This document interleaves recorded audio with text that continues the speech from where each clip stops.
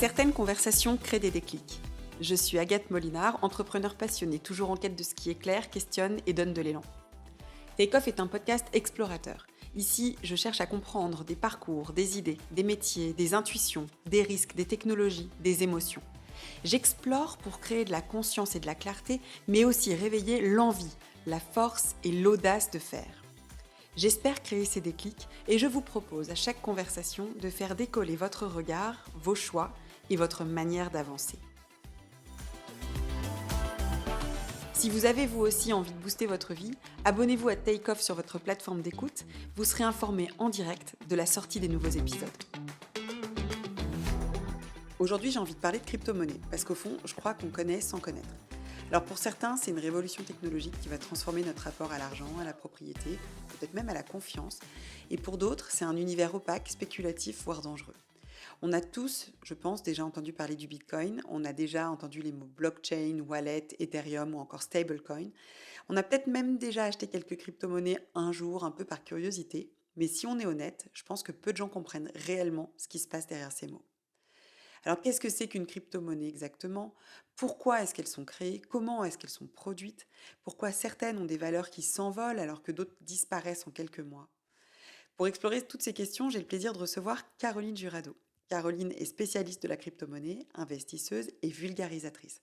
Et depuis plusieurs années, elle aide des milliers de personnes à comprendre un univers souvent perçu comme complexe, technique ou réservé à quelques initiés, notamment via une newsletter, mais aussi un cercle un peu plus privé. Aujourd'hui, j'ai envie qu'on revienne aux fondamentaux. Pas pour vous dire quoi faire, pas pour vous convaincre d'investir, mais pour vous permettre de comprendre suffisamment ce sujet pour vous faire votre propre opinion. Bonjour Caroline. Salut Agathe. Je suis ravie C'est de te une magnifique recevoir. introduction. Pardon. Bah écoute, ravie qu'elle te plaise. On a beaucoup de sujets, on a peu de temps, donc on Ouais. va être synthétique. Moi, juste avant, pour comprendre un peu ton parcours, comment est-ce que tu es tombée dans cet univers de la crypto? Et ben comme la majorité des gens, je dirais par la FOMO. Ok. C'est-à-dire que j'ai été pendant quelques temps dans des bureaux pendant que je dirigeais ma première startup qui était en face de bureaux d'une équipe de mecs en fait qui avait une boîte de développement qui Mhm. s'intéressaient à fond à la crypto. Et donc, eux, pour le coup, ils investissaient comme des fous, ils m'en parlaient tout le temps. Et on était en 2016, c'était quand même il y a longtemps. Mhm. Ils étaient persuadés que c'était en train de changer le monde et que c'était un investissement, genre le meilleur investissement qu'on pouvait faire. Et moi, je les ai vus investir dans les cryptos et devenir multimillionnaires sans rien faire. Mhm. Parce que j'y comprenais rien, justement. Parce que ça me faisait peur, j'y comprenais rien, ça me semblait obscur. J'avais l'impression que eux, comme c'était des geeks, c'était normal Mhm. qu'ils comprennent, mais que moi, j'étais une nana normale, et donc moi, je comprendrais pas. Et donc, un jour, j'ai compris que... Enfin, un jour, ça m'a sauté aux yeux, en fait, de à quel point ils étaient devenus riches, alors qu'ils travaillaient pas plus que ça à côté, sur leur boîte, et que moi, je travaillais comme une forcenée sur ma boîte, et que j'étais devenue vraiment immensément moins riche qu'eux. Et c'est là que j'ai décidé que en fait, j'allais pas continuer d'être bête et que j'allais genre vraiment me concentrer, travailler et j'allais comprendre. C'est comme ça que je suis rentrée dedans. Ok. Et tu le vois justement comme, parce que là du coup c'était cette envie de ne pas passer à côté. Il y avait, enfin, cet Ouais, attrait purement financier, avant complètement. peut-être même la curiosité peut-être de la complexité du sujet ou voilà. Mais du coup pour toi c'était un actif purement spéculatif. Est-ce que ça l'est toujours? Enfin, comment tu vois les choses? En fait, comme ils sont rares hein, les gens qui viennent pour la beauté de la technologie, Mm. en général, c'est quelque chose qu'on découvre ensuite. C'est-à-dire que Mm. bah, moi, je suis venue pour l'attrait financier. Parce que c'est spéculatif, parce que ça permet de gagner de l'argent.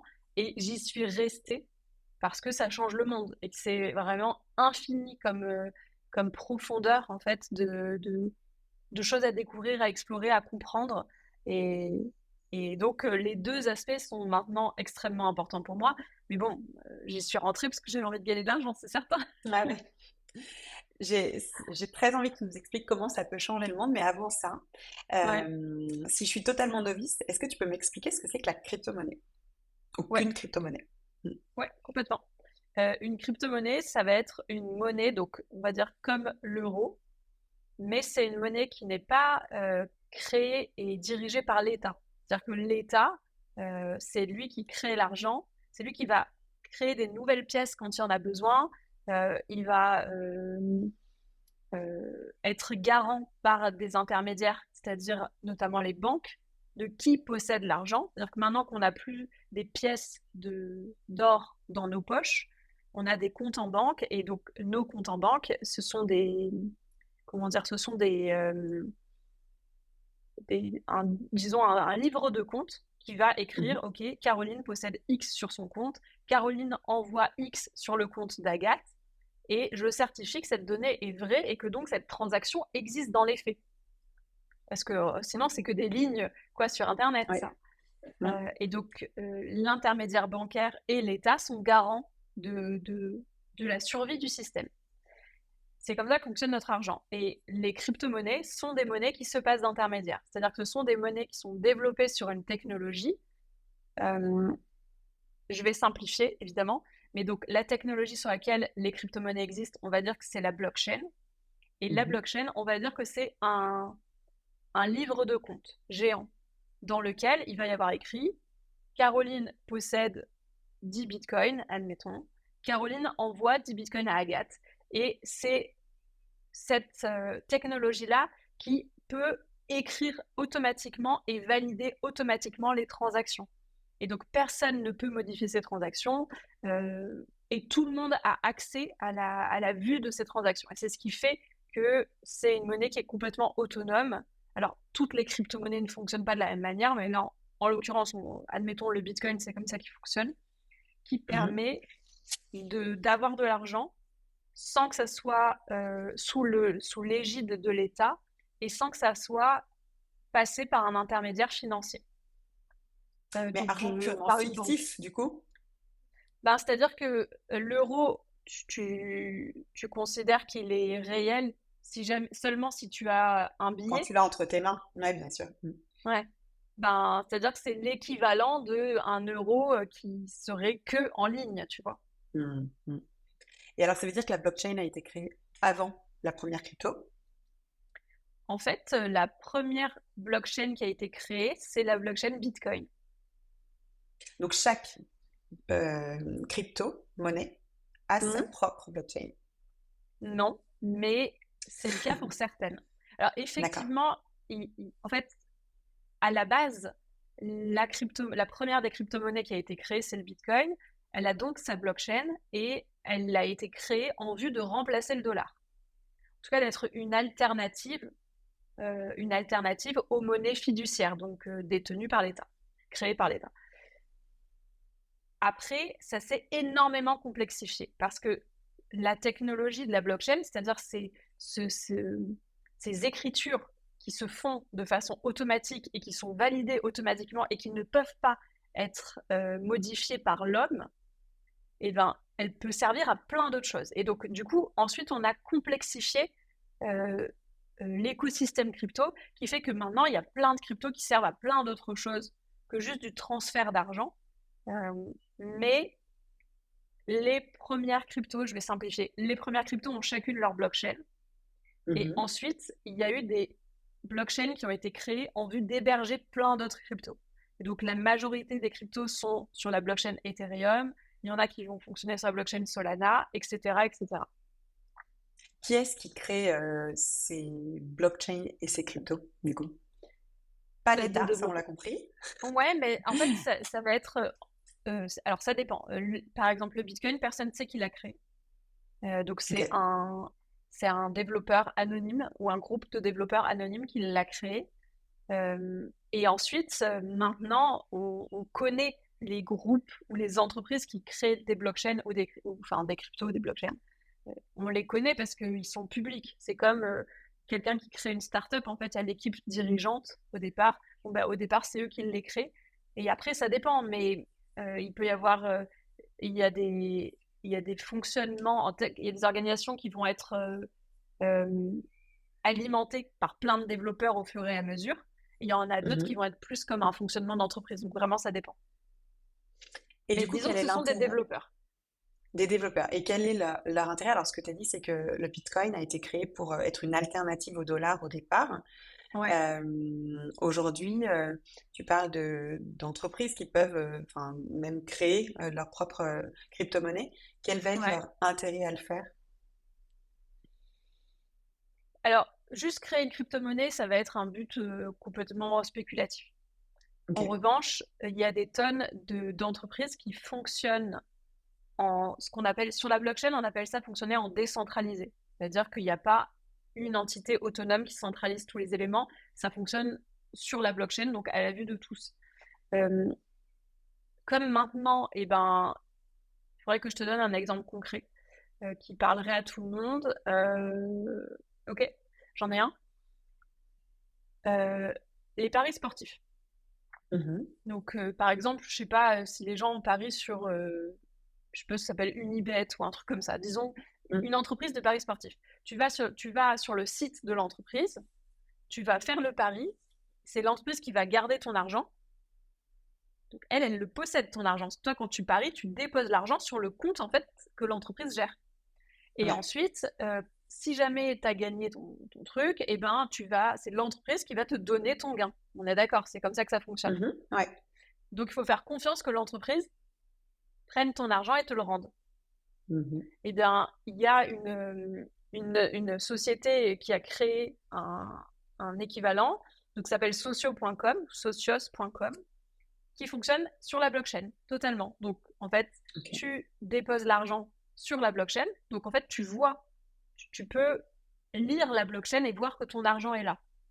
Mhm. Et il y a un contrat automatique, donc ça c'est pareil, ça reste de la technologie de la blockchain, qui fait que si jamais le pari que tu as mis est validé, tu vas automatiquement recevoir cette somme. C'est instantané, ça ne nécessite pas que quelqu'un le valide en interne et ça ne peut pas être modifié. Et Ok. donc, c'est en général ce pourquoi est-ce que le décentralisé fonctionne, c'est qu'on a de l'instantanéité, on a de la transparence et on a plus de confiance du coup. Toi, tu trouves que c'est plus fiable finalement, d'une certaine manière, avec l'exemple que tu nous donnes là, parce qu'en fait, finalement, comme le contrat ne peut pas être modifié, si on reprend cet exemple de paris sportif, Ouais. ça ne peut pas être l'entreprise qui, à un moment donné, a dépensé cet argent Ouais. pour autre chose et donc perdu cet argent. Enfin, en gros, c'est ça. Ben, je trouve que dans la théorie, c'est plus fiable, oui. Maintenant, dans Mhm. la pratique, ben, c'est une technologie qui reste jeune, qui pourrait être hackée, comme Ouais. du coup, bah, c'est des applications en fait qui fonctionnent. Mhm. Donc Mhm. il peut y avoir un défaut d'application, il peut y avoir un bug. Voilà, il y a aussi sur les technologies qui sont plus jeunes, il y a aussi des risques. Mais en tout cas, dans tout ce que ça soulève comme possibilité de société, je trouve que c'est plus fiable, ouais. Mhm. Et qui est-ce qui décide au départ? Alors, si on revient à la crypto, si on sort du pari, même si du coup, je trouve que c'est intéressant parce que ça permet vraiment de. Mm. Cette image, moi, je trouve qu'elle permet vraiment de comprendre ce fonctionnement, puisque qui est-ce qui décide de la valeur d'une crypto-monnaie au départ? Et oui, en fait, c'est le marché qui va décider de la valeur d'une crypto-monnaie. C'est-à-dire que c'est vraiment ben, l'offre. Admettons que toi, tu crées une crypto. Donc, tu Mhm. vas devoir en définir toutes les règles de ta crypto. Tu vas devoir définir combien il va y avoir de pièces de ta crypto-monnaie. Tu vas devoir Oui, parce que définir. c'est limité. Ça, c'est aussi un autre point, c'est qu'en fait, le volume est limité, au départ en tout cas. Eh ben, le volume du Bitcoin, effectivement, est limité au départ, mais il y a des crypto-monnaies, par exemple, comme Ethereum, dont le volume est infini. Et donc, pour Ok. qu'Ethereum fasse de la croissance, il faut qu'il y ait plus de demandes que d'offres, en sachant que l'offre va continuer à être émise tout le temps. Et donc, Mhm. si Ethereum fait de la croissance, c'est parce qu'il y a de plus en plus d'applications qui fonctionnent sur la blockchain Ethereum et qui donc doivent utiliser les pièces. Donc, Ok. en fait, quand tu crées une crypto-monnaie, tu vas créer toutes les règles de cette crypto. C'est Ok. juste que ces règles-là, eh ben, elles sont visibles de tous et elles sont vérifiables. C'est-à-dire que ben, nous, techniquement, on ne sait pas quand on le voit après, quand l'État décide d'avoir créé plein de pièces, d'avoir imprimé plein de Mhm. billets. On le voit plus tard, quand il y a de l'inflation. Sauf que Mhm. là, Mhm. sur une crypto, tu le vois en direct. Ah bah là, il va y avoir X pièces qui vont être créées à tel moment. Donc, tu as toutes les infos. Et donc, admettons, tu vas définir toutes les règles de ta crypto. Donc, combien de pièces tu vas avoir, comment elle va s'appeler, à quoi elle va servir, euh, à quelle fréquence, est-ce que des pièces vont être détruites pour limiter l'inflation ou pas, à quelle fréquence, comment, dans quelles conditions, quel pouvoir elle va donner aux gens qui la possèdent. Bref, tu vas définir tout ça. Et ensuite, tu vas mettre tes pièces sur le marché. Bah, techniquement, elle va être zéro, jusqu'à temps qu'il y ait quelqu'un qui l'achète. Et c'est comme ça que ça se passe. Qui l'achètera au départ parce qu'il se dit, ok, ces règles-là me conviennent et je pense qu'en fait, on peut être nombreux à être intéressés, donc je vais Ce qui fait qu'une acheter des personne va... pièces, entre guillemets. Ouais. C'est vraiment simple, c'est des pièces. Hein. C'est juste que dans Ouais. le milieu de la crypto, Ouais. on dit des tokens, mais bon, c'est des pièces en français. Et donc, eh ben, ce qui fait qu'une personne va en acheter au départ, c'est que les droits que tu as mis avec cette crypto, ce qu'elle te permet d'obtenir, eh ben, intéresse la personne. Si par exemple tu dis, ben, moi je vais créer une crypto-monnaie et ça va donner, je sais pas moi, à chaque fois que tu utilises, je voudrais faire par rapport à ton entreprise, mais je connais pas assez bien le secteur, Les enjeux tu vois. clés. Ouais. Ouais, pour pouvoir dire ça, mais ça pourrait être, disons, dans mon cas. Donc, j'ai une newsletter sur la crypto. Je crée une crypto-monnaie. Je vais dire, si vous avez de cette pièce de crypto-monnaie, vous allez pouvoir voter sur le prochain sujet de la newsletter. Au départ, elle vaut rien, la crypto-monnaie, mais peut-être quelqu'un va l'acheter en disant, bah, moi, je veux pouvoir donner le prochain sujet de la newsletter. Et plus il y a des gens qui vont acheter, plus ça va coûter cher d'en acheter. Parce que du coup, la valeur va augmenter. Bien sûr. Et au départ, ben, les gens vont juste acheter parce qu'ils veulent choisir le prochain sujet de la newsletter. Mais à un moment donné, il y en a qui vont plus en avoir rien à foutre du sujet, qui vont juste se dire mais je vois que le prix fait que augmenter, ça m'intéresse. Et donc, ils vont acheter. Peut-être que tous les premiers qui ont acheté, ben, ils disent mais c'est super haut maintenant, j'ai gagné plein d'argent. Ils vont vendre et là, ça va faire baisser le prix. C'est ça la volatilité. Ouais, bien sûr, ça c'est comme sur tout marché en n'importe fait. quel marché. Ouais. Mais alors du coup, si un Bitcoin a un volume limité et l'Ethereum non, est-ce que c'est vraiment une question complètement novice, est-ce que c'est ce qui fait qu'aujourd'hui, enfin ça fait partie des raisons pour lesquelles les valeurs ne sont pas du tout les mêmes? Parce que effectivement, si c'est illimité, tu as l'impression que, comme pour tout en fait, quelque chose qui sur un marché est en édition limitée a une valeur plus importante puisque c'est justement limité. Ben, en fait, la valeur du Bitcoin, c'est que c'est considéré comme une valeur refuge, qui serait carrément, qui remplacerait l'or aussi à un moment donné. C'est ça sa valeur au Bitcoin. Donc finalement, je vais être insultée si je dis c'est spéculatif, mais bon, il se positionne comme une valeur refuge. Alors qu'Ethereum, il se positionne pas comme ça. Eux, ils se positionnent comme une pièce nécessaire pour utiliser la blockchain Ethereum. C'est comme si, pour utiliser Internet, tu étais obligé de payer à chaque fois. Et que tu payais pas un abonnement à ton fournisseur Internet, tu payais en pièces directement. Et ben c'est ça, là, sur Ethereum. Donc eux, ils misent sur l'adoption de leur technologie. Mais technologie qui sert à quoi d'autre? Elle sert à faire tourner des applications décentralisées. À pas avoir besoin de reconstruire une blockchain pour faire tourner une application décentralisée. Je ne sais pas sur quelle blockchain elle tourne en réalité, Socios, là, la boîte de Paris. Mais admettons, ils sont obligés d'être sur un registre qui va dire il se passe ci si tu fais ça, il se passe ci si tu fais ça. Et bien ce registre-là, c'est une blockchain. Et donc eux, admettons, ils se mettent sur la blockchain Ethereum. Comme ça, ils ont moins à développer de code, ils ont toute la solidité du réseau Ethereum qui existe. Et pour chaque transaction, mais ça peut être chaque modification, chaque ligne qui va être ajoutée dans le code de leur entreprise, il va falloir qu'ils payent un petit peu en Ether. Et donc, c'est ça qui fait prendre la valeur de l'Ether. La crypto d'Ethereum. Je pense que enfin, hors vraiment initié, je pense que beaucoup de gens autour de moi ont acheté du Bitcoin, enfin, sans savoir tout ça en fait. Juste en disant, ok, j'ai entendu dire qu'il fallait, ça monte, ça descend, je vais m'amuser. Enfin, il y a un côté jeu si tu veux, mais sans avoir la conscience de ce que c'est derrière en fait. Oui, oui. Ben après, il y a plein de gens qui ont gagné de l'argent en crypto sans savoir ça. Et il y en a pas qui ont perdu aussi. Donc ça dépend. Hein. C'est très.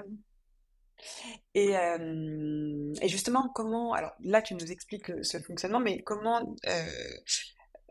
Toi qui analyses le marché constamment, en fait, pour toi et pour les gens qui te suivent dans tes news et dans ton cercle, enfin sur ta newsletter et dans ton cercle, qu'est-ce que tu regardes en fait? Enfin, qu'est-ce qui va avoir de l'impact j'imagine qu'en fonction justement des crypto-monnaies, ça va être des choses tout à fait différentes, puisque là, tu nous expliques que le Bitcoin et l'Ethereum, par exemple, enfin, c'est complètement différent. Enfin, l'Ether, c'est complètement différent. Complètement. Alors oui, tout à fait. Alors il y a plusieurs choses. Il y a l'analyse du marché des cryptos. Donc tout comme le marché boursier, en fait, toutes les cryptos agissent dans un même marché. Donc un Mhm. marché qui dépend de est-ce qu'il y a des liquidités disponibles pour investir dans ce marché-là? Est-ce que les gens ont peur? Est-ce que, en fait, principalement, c'est ça. C'est à quel point il y a des liquidités et à quel point est-ce que les gens ont peur ou pas. Ok. Ça, c'est le marché crypto. Et donc, pour ça, tu vas regarder tous les éléments macroéconomiques, c'est-à-dire, est-ce que par hasard, il n'y aurait pas une guerre qui foutrait un peu la peur à tout le monde? Est-ce que par hasard, le prix du pétrole, du coup, serait pas super élevé? Et donc, ça crée énormément d'inflation. Est-ce que la Banque centrale aux États-Unis, elle pourrait baisser les taux d'intérêt ou pas? Et donc, tu regardes aussi le niveau d'emploi. En fait, tu regardes tous les indicateurs macroéconomiques qui te permettent de savoir si oui ou non il va y avoir plus de liquidités disponibles pour investir et à quel point les investisseurs sont prêts à le faire. Et tu vas aussi regarder tout le côté institutionnel, c'est-à-dire à quel point est-ce qu'il va y avoir des grands fonds d'investissement, des gros acheteurs qui vont ou pas mettre de l'argent dans les cryptos. Donc Mais ça, ça, c'est c'est parce qu'aujourd'hui, on en est à un stade où en fait, il est évident pour ces institutionnels ou de manière générale complètement, les gens qui investissent qu'en fait, ça fait partie de leur scope. Mais au départ, complètement. c'était pas le cas. Hein, pour le coup, Pas du tout, ouais, ouais. c'est très Donc au récent, départ, hein, ça c'était vraiment, fait... ouais, ça. Au départ, c'est vraiment comprendre à quoi servent chacune de ces monnaies finalement. Et là, on passe maintenant à une dimension Alors, plus macro. Alors oui et non, en fait. Ou pas, hein. Non, ok. Ben, si, alors sur la partie institutionnelle, tu as raison, ça c'est très récent. Mais ça a toujours existé, le fait que s'il n'y a pas beaucoup de masse monétaire disponible pour investir, si Oui. les gens ont peur, ils n'investissent pas en crypto, Mm. puisque c'est le marché le plus volatile qui existe, ce Mm. qui en fait le marché le plus risqué et aussi le plus Risqué. potentiellement rentable. C'est vraiment, Mm. c'est tout l'un ou tout l'autre. Maintenant, c'est vrai que depuis quelques temps, il y a aussi des très gros institutionnels qui investissent, des très gros fonds qui investissent dans le Bitcoin et dans d'autres cryptos et qui, du coup, euh, vont apporter en tout cas un nouveau regard sur les marchés crypto.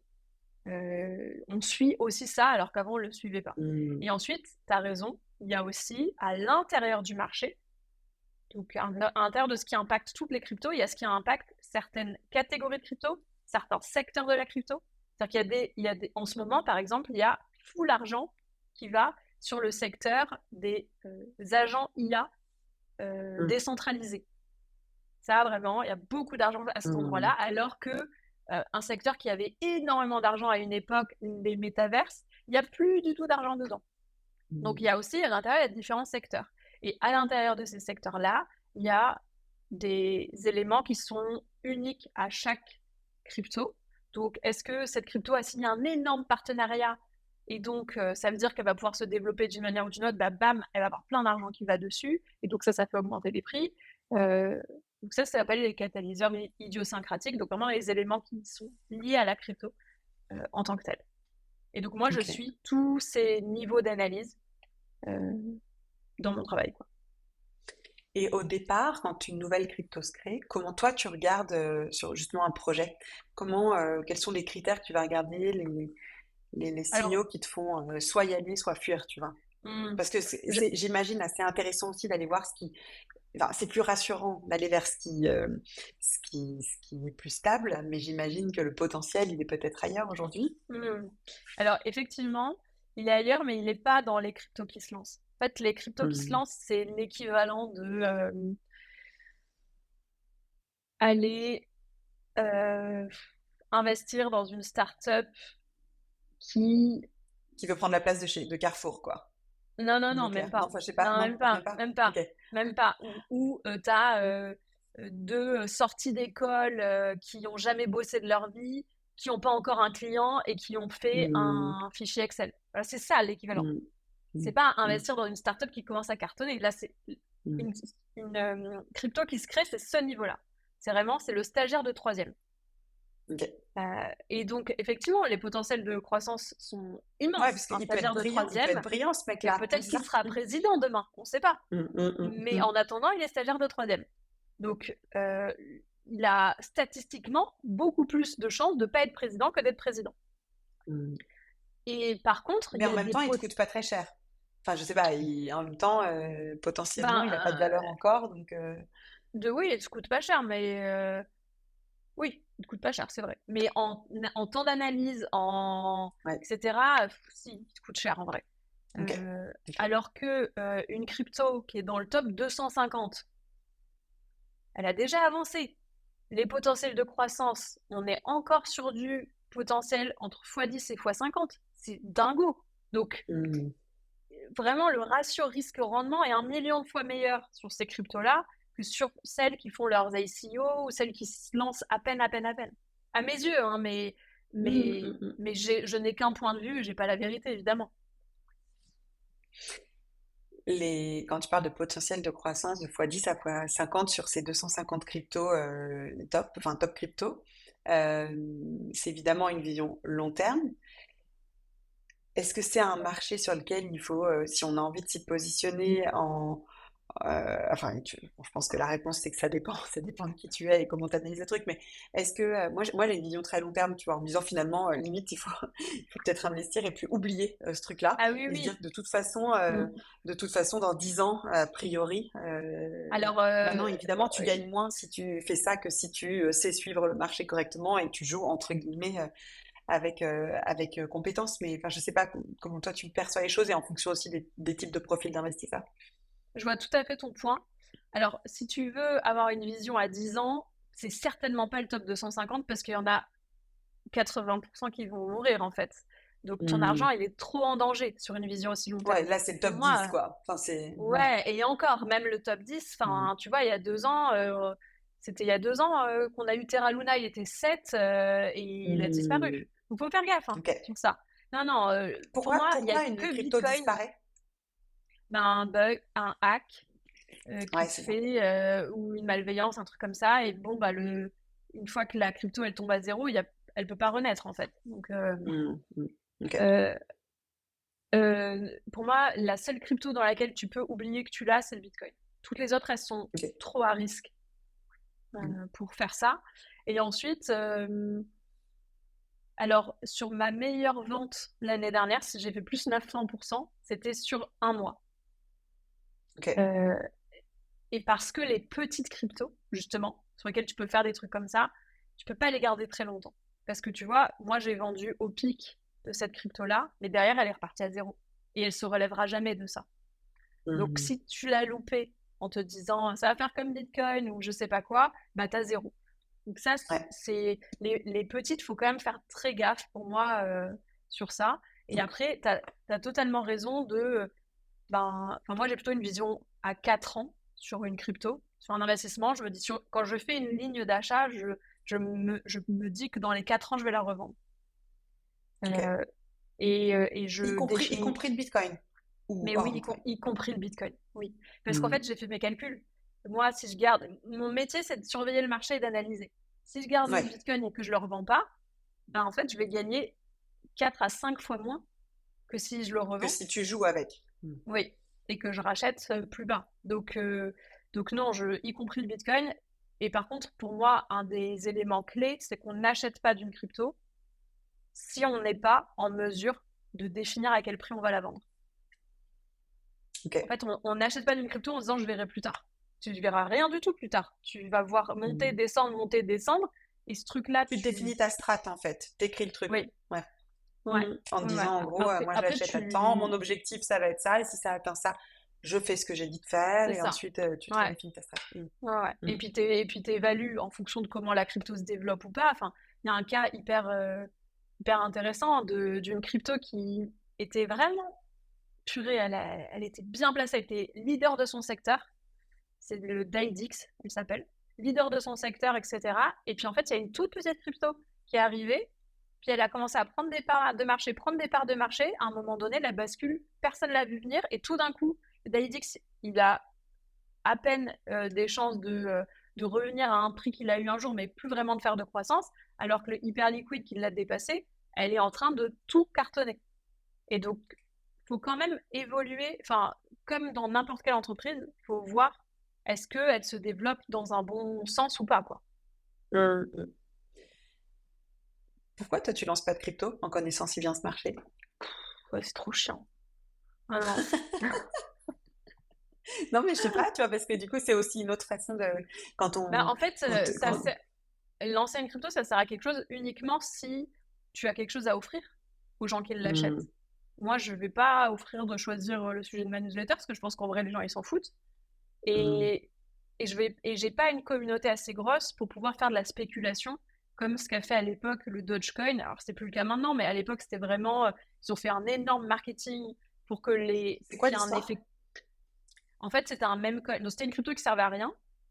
Ok. Et ils ont réussi à créer un marketing hyper fort pour que chaque personne qui investit dans les cryptos se sente appartenir enfin, à ce secteur-là. Et pour appartenir à ce Hmm, secteur-là, il fallait avoir du Dogecoin. Et donc, c'était vraiment un signal de ralliement. hmm. Ce qui a permis, en fait, de créer énormément d'intérêt autour De de cette demande crypto-là. ouais. Et grâce à ça, c'est un très beau succès. Grâce à ça, ils ont eu tellement d'argent que du coup, ils ont développé des vraies applications dedans. Donc, c'est super. Mais moi, j'ai pas le time de faire un truc comme ça. Et puis, Hmm, franchement, j'ai pas une communauté qui me permettrait de faire ça, quoi. hmm. Donc, Oui, je mais pense. est-ce Hum. est-ce que toute crypto, pardon, vas-y, excuse-moi, je t'ai coupé. Non, non, vas-y, vas-y. Est-ce que toute crypto qui se lance a réellement une communauté qui permet de faire ça? Enfin, Bah, il pas faut soit forcément, qu'elle ait ou une une vraie communauté. utilité en fait Oui, à il faut ça. qu'elle ait soit une communauté, soit un usage qui serve à quelque chose Hmm, pour la société, quoi. Autrement, c'est un peu compliqué. hmm. Et dans ces invests que tu as fait, c'est quoi les grandes erreurs que tu as pu commettre? Ben, la première erreur que j'ai faite, c'était sur mon premier achat. De toute façon, je les ai fait toutes, les Hmm, erreurs qui sont faisables. Mais la première erreur que j'ai faite, c'est que j'ai acheté une crypto que je connaissais pas parce que un pote à moi, c'était un peu un pote éloigné, quoi, pote de pote, qui m'avait parlé de cette crypto et il m'avait dit ah là là, cette crypto elle est en train de changer le monde. Mais c'est comme si là vous m'avez entendu en podcast et vous disiez oh là j'ai entendu Carole a dit hyper liquide, il a pris toutes les parts de marché et vous achetez. Sauf que vous achetez au hmm, pic. Derrière elle va forcément baisser la crypto. Et hmm, vous allez avoir tout perdu. Euh, donc c'était ça mon erreur, c'était juste j'ai entendu un nom, j'étais là genre ah ok j'y vais et encore aujourd'hui j'ai tout perdu et encore aujourd'hui je ne sais pas si j'ai acheté une crypto qui en fait valait rien mais mon pote, il voulait un peu se la péter, comme ça arrive beaucoup en crypto. Donc, il voulait se faire mousser, il a cité une crypto qu'il avait entendue, il n'en savait rien. Ou alors, c'était une crypto intéressante, mais juste moi, j'ai pas vendu au bon moment. hmm. Ou alors, c'était une crypto intéressante, mais il lui arrivait un truc, et que comme moi, j'en savais rien de quoi que ce soit, j'étais pas en mesure d'avoir un plan, quoi. D'anticiper quoi. Ouais, ouais. Mm. C'est en fait finalement la façon de le faire sans avoir la moindre maîtrise et en prenant le moins de risques, même si j'ai bien entendu que c'était le marché le plus risqué, c'est d'acheter du Bitcoin quoi. Et de se dire je peux acheter du Bitcoin, laisser mon truc un petit peu dormir dans son coin et là globalement je prends pas trop de risques quoi. Mais encore Pour moi, faut-il l'acheter au bon moment, parce qu'en réalité il était il y a quelques ouais, il était temps, je sais à plus combien, 126 100, 000. Ouais, 120, ouais c'est ça, ouais, et là il est plus du tout à ce niveau-là. Donc si tu l'as acheté à ce non. moment-là, il faut pas le revendre. En tout cas, si tu l'as acheté à ce moment-là, faut pas le revendre en ce moment, quoi. Ouais. Non, c'est clair Donc même que... ça. Ouais. Oui, Et Ouais. toi, typiquement, ça représente quelle part de ton patrimoine? Enfin, après, c'est des choix très personnels, tu vas me dire, et je veux pas, mais juste pour me rendre compte, toi, c'est un choix parce que tu maîtrises que tu fais en grande Oui, partie, alors, ou c'est quoi ta c'est une très bonne réflexion là-dessus? question. Ben, ma réflexion, c'est que quelqu'un dont c'est pas le métier à temps plein devrait pas mettre une grande partie de son patrimoine en crypto, Mm. vraiment. Moi, j'ai 90% de Ouais, mon patrimoine qui est en crypto, mais ça n'est pas du tout, enfin, représentatif. Ouais. c'est tellement pas représentatif. Enfin, pour moi, c'est beaucoup plus risqué d'investir en bourse parce que je connais beaucoup moins le marché. Encore plus Mm, risqué d'investir en immobilier parce que j'y connais rien. Donc, pour moi, le risque est plus lié à la méconnaissance, mais j'ai bien conscience que le marché crypto, il est extrêmement volatile et que bah, je pourrais perdre tous mes investissements. Donc, mm, j'investis que ce que je peux perdre, comme tous les investisseurs. Mais c'est vrai que moi, j'investis principalement en crypto, mais j'aurais tort de me priver. Je fais que ça toute la journée, d'analyser les marchés. Donc, c'est sûr que Mm. autant que je me serve de ma propre compétence. Ouais. Tu disais, j'ai encore plein de questions, mais je sais qu'on n'a pas beaucoup de temps. Tu disais tout à l'heure que pour toi, la crypto pouvait changer le monde. Oui, Pourquoi? ben, typiquement, admettons que tu partes en vacances en Australie et en fait, tu es allergique à certains médicaments, tu as ton groupe sanguin ou je sais pas quoi, il t'arrive quelque chose en Australie. En fait, personne n'est capable d'avoir l'information pour te soigner au mieux. Personne n'y a accès à cette information-là. Déjà, même si c'est en France, limite, on n'y a pas accès. Et ben, grâce à la blockchain, bah, tu pourrais avoir à ton, je sais pas, à ton premier rendez-vous médical de ta vie, euh, au lieu que ton carnet de santé, ce soit un tout petit truc comme ça qui soit perdu, ça soit enregistré dans la blockchain. Et donc, tout serait consolidé dans la blockchain. Et la blockchain, c'est comme Internet, en fait. On peut y avoir accès de n'importe où dans le monde. Enfin, Mm. la blockchain fonctionne sur Internet. Donc n'importe quel médecin avec ton code je sais pas moi, ton identifiant santé pourrait avoir accès à tes informations médicales et donc te soigner de la meilleure des manières possibles. Donc c'est une façon en fait de faire en sorte que la donnée soit au bon endroit et accessible de partout de façon instantanée. Mais ça, c'est la Euh, blockchain et pas la crypto-monnaie. Ça, c'est vraiment le En fait, fameux livret de compte. oui, tout à fait, mais la crypto-monnaie n'est qu'un élément de la blockchain. En fait, Ouais, la technologie qui change le monde, c'est la blockchain. La oui, c'est crypto-monnaie ça. n'est que Celle qui peut l'actif. révolutionner le monde. On est Oui, d'accord, ok. la Ouais, crypto-monnaie n'est que l'actif spéculatif qui marche sur la blockchain. C'est ouais, que c'est ça. une façon de monétiser la blockchain. C'est ça, en fait. Donc, pour toi, ce qui peut changer le monde, c'est plutôt la blockchain que la crypto-monnaie dans l'absolu. Oui, bah, la crypto, c'est juste des monnaies. Ça sert à rien, à part Ouais, c'est gagner de ça. l'argent Ouais. et obtenir des trucs, mais Mm. c'est la technologie de la blockchain qui est en train de changer le monde. Et d'ailleurs, Ouais. c'est elle qui est en train de se développer de plus en plus. Mais le fait que la blockchain s'intègre de plus en plus dans le monde traditionnel sans qu'on s'en rende compte, fait que les crypto-monnaies prennent de plus en plus de valeur, in fine. Parce que ça a un Mm. impact. Bah, parce que La- ça apporte aussi. Est-ce que c'est une façon d'apporter de la confiance, justement, aussi, et donc plus d'invest dans ces crypto-monnaies? Exactement. Bah, en fait, c'est que il y a beaucoup de blockchains pour les utiliser, tu es obligé de payer en crypto-monnaie. Donc, forcément, ça crée la demande. Mm. Bien sûr. Ok. Donc, oui, la crypto-monnaie n'est que le moyen de faire en sorte qu'il y ait de l'argent pour faire vivre les technologies blockchain. Qu'est-ce que pour toi, j'allais dire les passionnés, mais surtout les initiés, les connaisseurs, les experts, euh, voient de la crypto et de la blockchain que le reste du monde ne voit pas encore? Alors, il y a ce que tu es en train de dire sur le fait que ça peut changer le monde, mais est-ce qu'il y a d'autres choses, tu vois, que vous voyez et que nous ne voyons pas? Tu veux dire des choses concrètes? Ouais, ouais, ou des projections, enfin, ouais, De comment le monde sera, tu veux dire, avec la blockchain? ouais, peut-être, ouais, ou ce que ça peut apporter, ou des choses qui se passent en fait et dont on se rend absolument pas compte, tu vois. Ah oui, bah non, mais ce qui se passe, c'est qu'il y a de plus en plus de gens qui utilisent la blockchain sans le savoir parce que les entreprises se mettent à les utiliser de plus en plus. Donc nous, in fine, on l'utilise, on s'en rend pas compte. Et typiquement, avec le développement de l'IA à fond, en fait, maintenant qu'il y a des agents IA qui commencent à être autonomes, ils vont à une vitesse qui est pharaonique. Et bien, ces vitesses-là, elles peuvent être soutenues que par la blockchain. Donc, Mm. on s'en rend pas compte, mais le développement de l'IA impacte aussi que le développement des blockchains se fait encore plus. Donc, c'est un peu difficile à dire. Moi, je compare ça à Internet. C'est-à-dire que ben, en l'an 2000, on comprenait un peu que ça existait, Internet, mais on savait pas à quel point c'était en train de se développer massivement et à quel point c'était en train de changer le monde. On savait même pas vraiment expliquer ce que c'était. Et ben, c'est un peu la même chose avec la blockchain, à mes Mm. yeux. Et du coup, traduit autrement, tu vois, dans 5 ans ou dans 10 ans, c'est quoi pour toi la chose que le grand public considérera comme une évidence, alors qu'aujourd'hui, ça l'est pas du tout encore, sur la crypto ou la blockchain ou les deux même idéalement. Franchement, j'en sais rien. C'est trop conceptuel, même pour Ok, moi, là. J'arrive pas même à pour toi. savoir qu'est-ce qui va, pour le grand public, être une évidence, tu vois. En tout cas, Non. l'utilité de tout ça qui est aujourd'hui encore pas du tout compris, typiquement. Parce que la Oui, réalité, c'est oui, que c'est la sûr. blockchain, c'est un mot qui est très...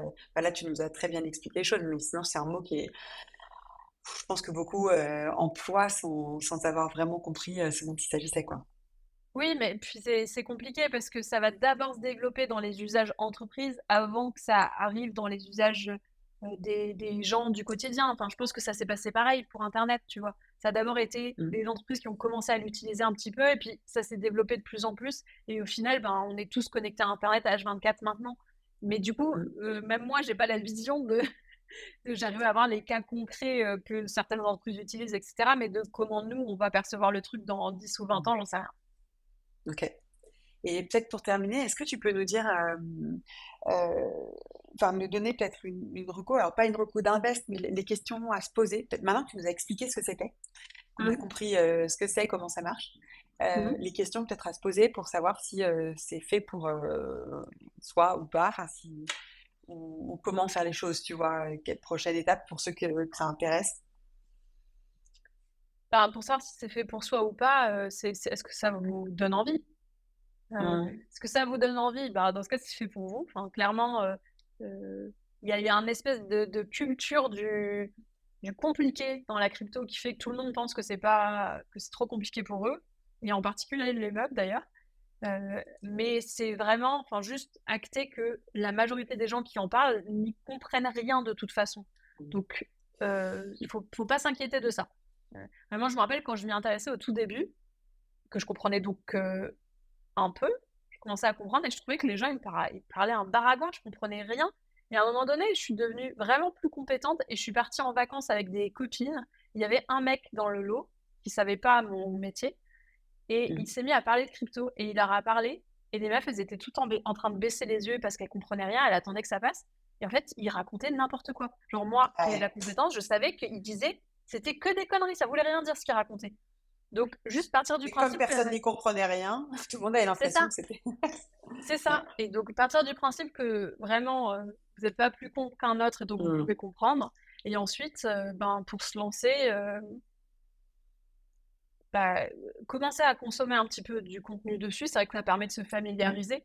Et Ouais. ensuite, Et je trouve que ta newsletter, pour le coup, elle est hyper bien faite pour ça. C'est-à-dire que, enfin, elle est faite pour ça, je pense, mais elle est bien faite. C'est-à-dire que quand tu maîtrises pas, alors peut-être que c'est plus technique que c'était il y a quelques temps, ça là vraiment, forcément. j'ai un énorme problème sur ça, c'est que des fois, j'oublie.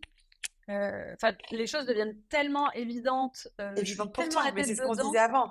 Ouais. C'est que tu es tellement la tête dedans que pour toi, c'est des évidences, mais effectivement, après aussi ta communauté, il y a une partie de ta communauté qui est là depuis longtemps, donc en fait, qui attend aussi certainement que Ben, tu évolues. Donc, c'est vrai que j'essaye de trouver une bonne balance. Ça fait 5 ans qu'elle existe, la newsletter, mm, maintenant. Et il y a plein de gens enfin, il y en a beaucoup qui sont là depuis longtemps. Donc, mm. j'essaye de trouver une bonne balance. Bah, vous pouvez lire les premières. Ouais, Elles sont accessibles. ok. Bah, non, mais c'est une très bonne façon de comprendre, justement, enfin, de partir. Euh, Ouais, ok. Écoute, merci Caroline. Je suis ravie d'avoir eu cet échange. C'était trop intéressant. Merci beaucoup ben, de nous avoir éclairé sur tous merci ces pour points. l'invitation. Merci beaucoup de nous avoir écoutés jusqu'au bout. Finalement, je crois que qu'on décide d'investir ou non dans les crypto-monnaies, l'essentiel, c'est peut-être là, c'est de comprendre suffisamment un sujet pour pouvoir se positionner en conscience dessus. Alors, si cet épisode vous a plu, comme d'habitude, s'il a déplacé une idée, ouvert une réflexion, créé un déclic, n'hésitez pas à le partager autour de vous. Et abonnez-vous sur votre plateforme d'écoute à Takeoff pour être averti des prochaines sorties d'épisodes. Je vous dis à très bientôt.